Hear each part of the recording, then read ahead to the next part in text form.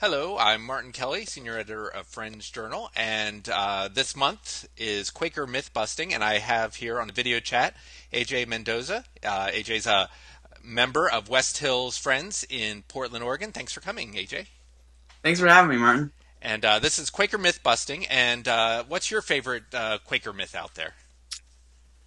I think my favorite Quaker myth is that we don't use electricity.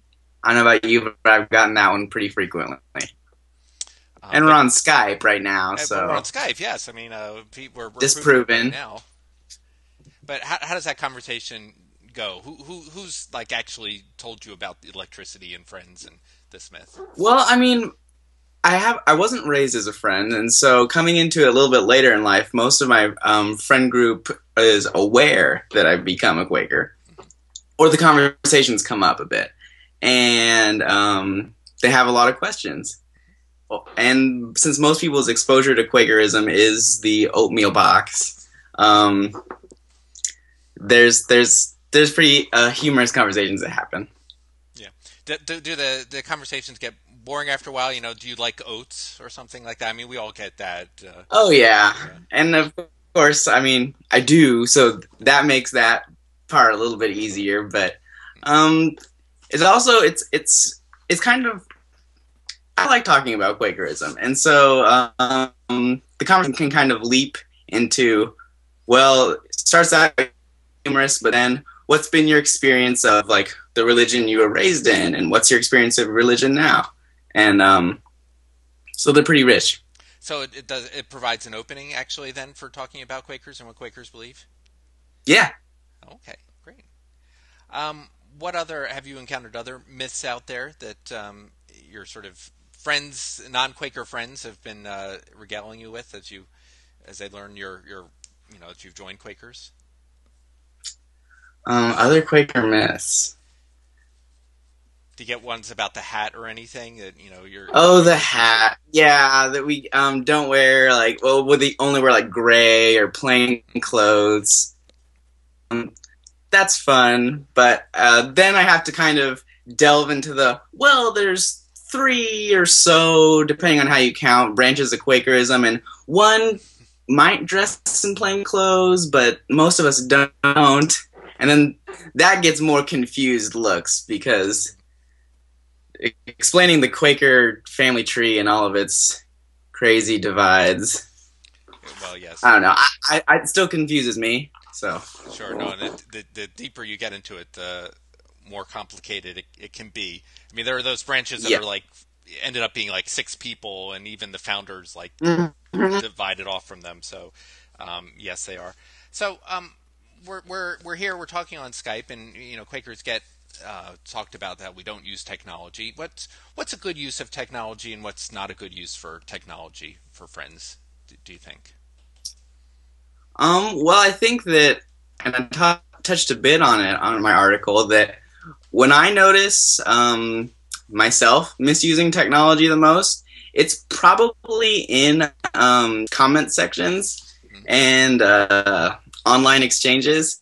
I know that my knee jerk reactions a lot of times whenever I'm reading articles is to kind of latch on to what is immediately like offensive to me or stirs me, and then I start writing something down and the words are just flowing, and then I pause and I'm like, well, is what I just wrote really honoring that of God and the person who wrote this, or is it like me trying to get my last word that sounds really really good? And most of the time it's the latter. Do you actually then post those, or do you find that you're able to stop before posting them, or? I would love to say that all of the time that I never post anything that I regret later, but I definitely find that I do. But it's just something I've been more mindful of, especially um, coming into friends and trying to be more intentional about how I use these things. And have you found, I mean, I know that one of the hardest things is often then sort of apologizing or explaining yourself. Have you been able to figure out how to do that online when you get into some sort of flame war with someone? Yeah, I find a lot of times what I've done is sent, well, preferably what I do when I see things are getting a little bit heated is ask people if they'll be willing to talk in person because there's very, very few one-on-one conversations I've had with people that have just been horrible and have ended terribly, terribly bad. Um, I feel like when you're sitting across from somebody, there's some like bits of common ground you can arrive at, or you can see somebody's inflections and their face, and that's all kind of lost in text. And so ideally in person is the best way to do it, but doing it out of a public forum, like apologizing in a private message, or and this is something I picked up from my mom, is trying to stay in conflict as curious as possible. So say like, am I missing something right now? Okay. And a lot of times I've missed something or I've misread what somebody was trying to say. Well, great. Well, that's good advice here. Yeah.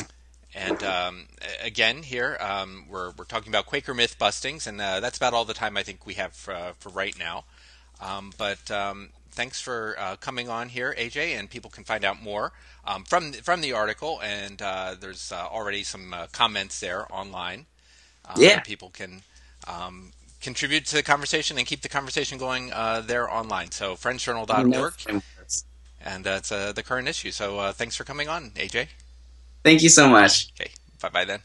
Bye bye.